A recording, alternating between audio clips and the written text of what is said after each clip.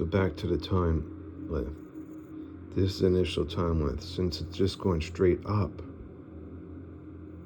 there's no bending. And so the first time length is relative to itself because it has the simplest relativity because it's going straight up. Now it could also go down. It could go straight down, the initial the time length. But that's just determining its direction. So the time length can go in two directions. And you can't really say up or down because it's only relative. It's only up and down when you relate it to the land of relativity, which is the grids. And if that didn't exist, so what do you relate it to? How do you describe it? How do you describe up and down to a time length that only exists unto itself? It doesn't exist in another dimension, an extra dimension. So how do you describe it? A direction. You can't. So therefore the time length doesn't have direction. And that's our lesson for now.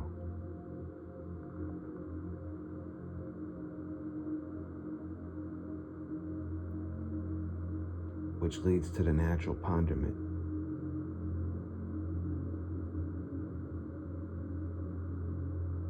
How do you describe its movement if you can't relate its direction?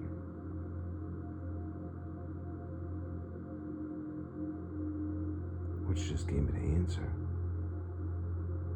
It moves to internal direction, not external. That's the energy, as in I, in,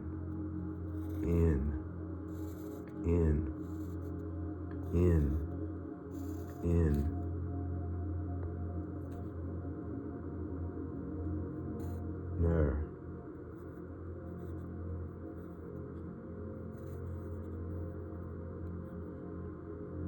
G.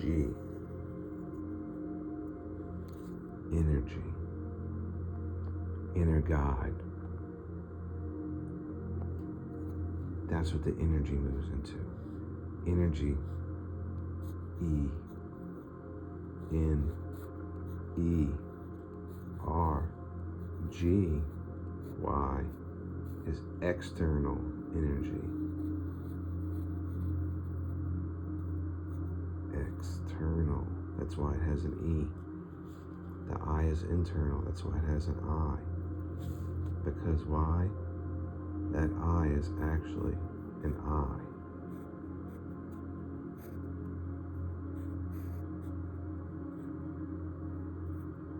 A mental I, though. That I. And that's where we'll stop.